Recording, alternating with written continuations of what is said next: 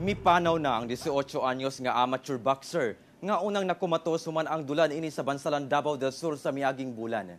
Na-diagnose sab kini nga COVID positive samtang anaa sa ospital.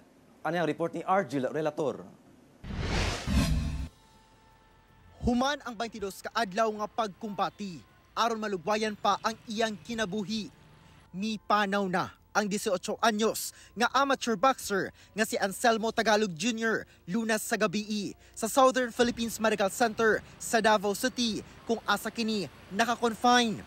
Nakomatose si Anselmo Jr. tungod nagka-blood clot ang iyang tangkugo. Pipila ka oras human ang dula niini sa boxing niadtong September 17 sa Bansalan, Davao del Sur atul sa Bansa Ulog Festival. Nidaw na jud ang BP kay ang kuan nila katong bunog daw nga nasulod sa iyang lawas mao daw toy burag ni barada ni sa iyang baga ba siguro ana.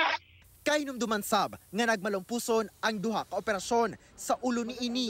Apan kuan pag human nagtaod sa tubo sir mao na to gipatawag na ko kay kuan daw positive na daw akong anak sa COVID.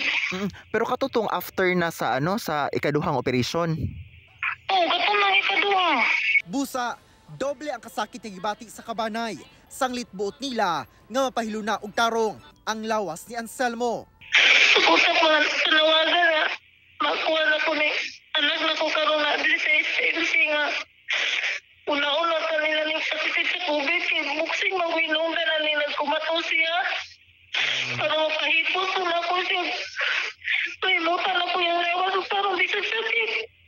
Kung nani kaya doktor pa niya na akong anak. Ginahulat pa ang pahayag sa SPMC, labot ni ini.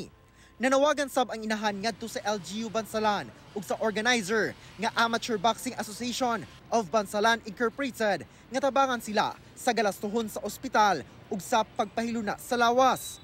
Sumala ni Jennifer Villacruzis ang spokesperson sa Boxing Association nga naguol ug nakasabot matud pa siya sa gibati karon sa kabanay. Buot niya ipahibalo ang nahitabo ngadto sa mayor sa Bansalan aron mapadali ang financial assistance.